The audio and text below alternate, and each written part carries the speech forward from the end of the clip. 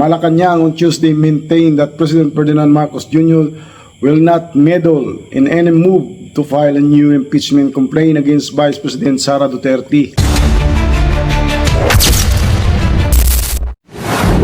At bago tayo magpatuloy ng pagbabahagi ng video na ito, kung hindi pa kayo nakapag-subscribe dito sa channel na ito, pumunta lang po sa subscription button, i-click nyo po ang subscription at i-click nyo rin po ang notification bell para magbigay update sa inyo sa tuwing tayo nag-upload ng mga bagong video dito sa channel na ito. So ito nga yung pagpapahayag ng kampo ng Pangulo mula sa Malacanang na hindi sila nangunguna para magsampa ng impeachment complaint against dito kay Sara Duterte. Marcos stays out of any impeach bid versus Sara Duterte. Yun ang caption nito. Presidential Communication Office Secretary and Palace Press Officer Claire Castro made remarks amid reports that complainants in last year's impeachment complaint against Duterte are keen on repiling the raps. Ang pagsasampa po ng impeachment complaint ng anumang grupo ay hindi po ito sakop ng Pangulo. Tingnan mo, hindi, yun naman kasi talaga minsan kasi masyado nating laging pinagbibintangan yung Pangulo na siya ang may pakana ng mga paglalatag ng mga impeachment complaint na ito, na kung saan nga ay ito yung mga grupo na talagang matindi ang intention nito na talagang mapabagsak itong si VP Sara, at kaya hindi nila talaga tinitigilan. 2026 na pero nandyan pa rin at gusto pa rin nilang ma-impeach itong si VP Sara. Meron nga tayong nabasa dyan sa isa sa mga video natin kung saan ay sinasabi nga niya, pati tayo pinagbibintang ang DDS kasi siguro sa mga komento natin, wala tayong pinapanigan dito, kundi tayo nagbabahagi lamang. At tulad nito, ito natutuwa ako dito sa pahayag ng Malacanang na ito kasi siyempre itong si Pangulong Bongbong, hindi siya parang hindi ibig sabihin hindi siya nangungonsinti, di ba? So, ano pa ang kanilang pinagpuputok ng butsi ng mga ito na kung saan ay talagang gigil na gigil sila para ma-impeach itong si Sara Duterte.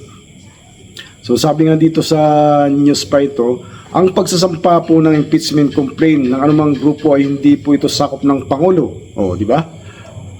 She added that the impeachment talks were not discussed in any of Marcos meetings. However, the President is firm that those who must be held accountable should be held accountable.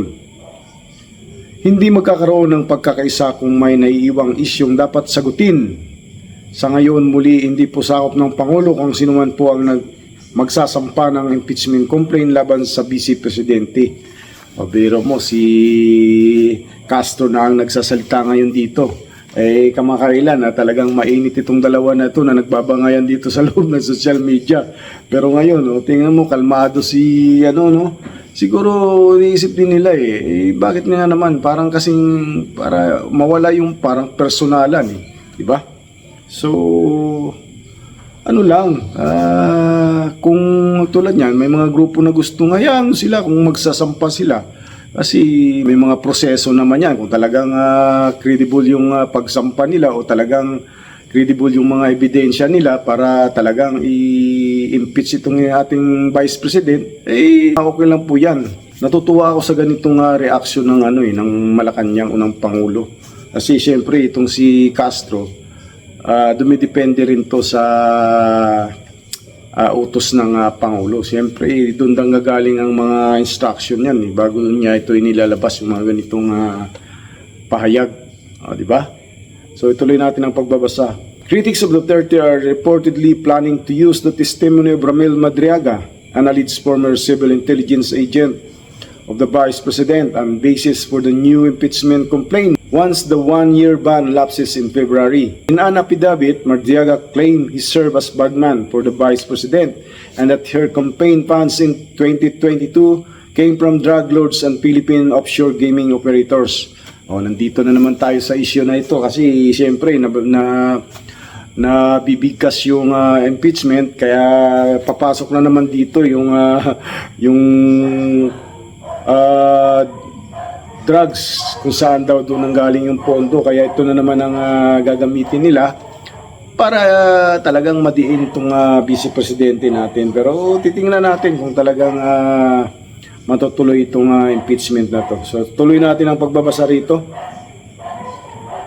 In July 2025, however, the Supreme Court said that the Duterte impeachment complaint was invalid. Ito na nga madalas ko na nang binanggit na natin to sa mga huli nating vlogs na talagang ang Supreme Court na mismo ang nagdesisyon na yung impeachment complaint na yan ay walang sapat na basihan para matuloy ang impeachment. Kaya't hindi ito napupursigi.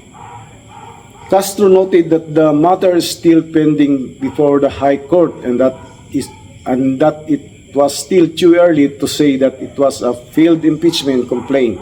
Itong grupo kasi na ito na talagang parang frustrated sila di ba? Masasabi ko talaga frustrated sila kasi nga hindi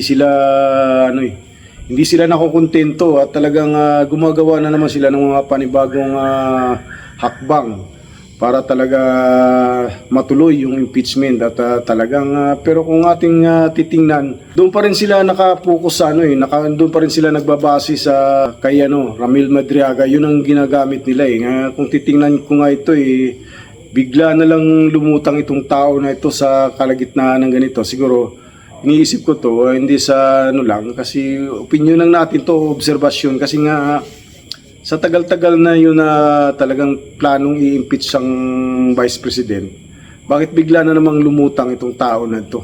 At yun nga, yung mga testimony nito ay talagang patungkol sa Vice Presidente. So, ano ang talagang matinding kaugnayan nito kay Vice Presidente para gamitin ito, di ba? Siguro, wala na silang maibang maisip at ito ang pinakamatinding dahilan na pwede nilang gamitin para mapursigi yung impeachment kay Vice President. At lahat ng mga akusasyon dito na hindi pa naman talaga napapatunayan at sa mga binabahagi nating mga video na nauna at patungkol sa mga pahayag ng lawyer ni Madriaga, yung mga video na lumabas, kasi parang kung babalikan ko po yun, parang hindi ako nakikita ng substantial talaga yung mga gagamitin nila para talaga ma-impeach itong ating Vice Presidente. So yun lamang po, at kung nais niyo po magbigay ng inyong opinion o reaction na may kaugnayan dito sa ating mga binabahaging video, mag-comment lang po kayo dyan, down below. So hanggang sa muli, marami pong salamat, mabuhay po kayo, and God bless po sa ating lahat.